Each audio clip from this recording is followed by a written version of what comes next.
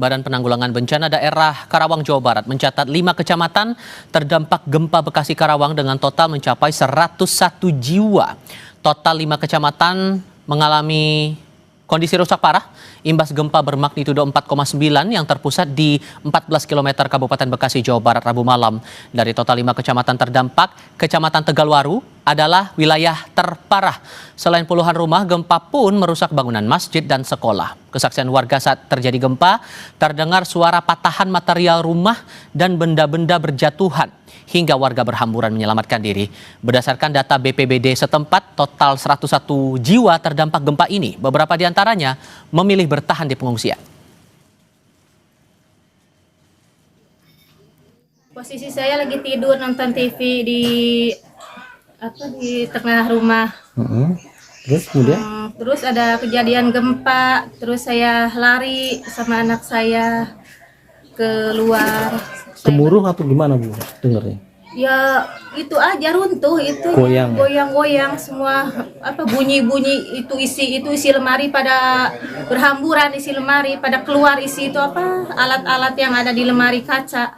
Ada 37 rumah yang terdampak, 4 fasilitas umum yang terdampak, 38 kakak, kepala keluarga, dan 101 jiwa. Gempa susulan setelah gempa utama magnitudo 4,9 tercatat beberapa kali terjadi. BMKG mengatakan gempa bumi yang terjadi Rabu malam adalah jenis gempa bumi dangkal. Lebih lanjut akan dijelaskan lagi terkait dengan gempa di Bekasi dan Karawang ini serta potensi gempa susulan imbas aktivitas sesar ini lewat penjelasan dari Deputi Bidang Geofisika BMKG Nelly Floridariama yang bergabung lewat sambungan dalam jaringan bersama saya kali ini. Mbak Nelly dengan Tifal, selamat malam, apa kabar Mbak? Kabar baik, Mas Tifal. Terima kasih sudah bergabung bersama kami. Boleh dijelaskan dulu sejauh ini dari pantauan setelah gempa utama tadi malam sampai sekarang udah terjadi berapa kali gempa susulan ya Mbak? Kalau catatan kami paling tidak sudah terjadi 14 gempa susulan. Tapi sesudah gempa utama itu mungkin yang kita rasakan hanya 1 kali yang tadi malam, jam 10 ya. Dan kekuatan gempanya variasinya dari berapa sampai berapa? Paling besar berapa, paling kecil berapa Mbak? 3,8, lalu mungkin paling kecilnya 1,7. Oke. Dan dari karakter gempa yang terjadi Rabu malam itu, adakah hal yang dirasa khusus atau menjadi concern nih buat teman-teman BMKG dari aktivitas yang berlangsung saat itu? Iya, mungkin begini Mas Tifal ya. Sebenarnya kan ini kita ketahui juga ini adalah gempa yang dangkal. Kemudian juga meskipun magnitudenya itu kan tidak lebih dari 5, tetapi ternyata dirasakan di banyak tempat. Karena kan memang karena tadi dangkal itu, lalu juga jenis tanah yang mengalami goncangan, sehingga itu bisa dirasakan. Dan mungkin yang paling penting bagi masyarakat adalah bahwa gempa ini meskipun magnitudenya tidak besar, tetapi karena dia melalui daerah-daerah yang cukup padat penduduk ya, kalau Jawa Barat ya, sehingga itu menjadi satu perhatian bagi kita semua. Ketika misalnya gempanya akan lebih dari 5, tentu sudah kita bayangkan kerusakan yang ditimbulkan oleh gempa sejenis ini. Oke. Dan ini tergolong sesar aktif juga atau gimana cara menjelaskan aktivitas gempa waktu itu, Mbak? Iya. Jadi di daerah itu sebenarnya banyak sekali sesar yang memang aktif, dan barangkali sebenarnya sering terjadi gempa-gempa kecil gitu ya. Tetapi mungkin kita tidak rasakan, dan sering orang katakan ini apakah ini sesar Baribis gitu ya. Tapi dari penelitian yang terbaru, sebenarnya sesar Baribis itu sendiri adalah segmen dari sesar yang besar ini. Sesar ini dinamakan sesar naik busur belakang Jawa Barat. Jadi berbeda lagi lah bahasanya begitu ya?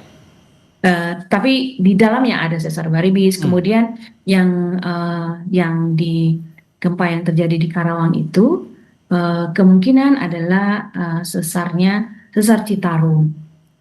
Oke. Dan itu ada belasan segmen sesarnya. Jadi memang banyak. Sehingga sederhananya Mbak, dengan aktivitas sesar baribis itu atau bagian dari sesar baribis itu, apakah ini bertalian juga dengan sesar-sesar yang ada di sekitarnya, dan perlukah publik khawatir dengan potensi-potensi lain? Apakah akan ada gempa susulan berikutnya dengan skala yang lebih besar mungkin? Mungkin yang penting adalah kalau gempa susulan kan sudah kita ketahui ya, sampai saat ini sudah terjadi 14 kali. Tapi kan kita perlu tahu sebenarnya apakah sesar-sesar ini nanti akan menimbulkan atau pada suatu saat akan terjadi gempa besar. Nah, itu memang harus menjadi apa ya, kalau kita itu kesiapsiagaan kita lah sebagai bangsa Indonesia yang memang berada di tinggal dan memang harus kita istilahkan ya berada di dalam sesar-sesar yang memang aktif gitu. Tapi kan kita tidak tahu kapan gempa itu terjadi. Tapi paling tidak kita tahu bahwa daerah tempat tinggal kita itu dilalui oleh sesar-sesar aktif ini. Dan jumlahnya memang banyak. Kalau kami hitung di sekitar itu, di dekat pusat gempa itu sendiri ada sesar Cariu di bawahnya, kemudian ada sesar yang lain yang berdekatan gitu. Jadi memang memang kita harus waspada, intinya itu.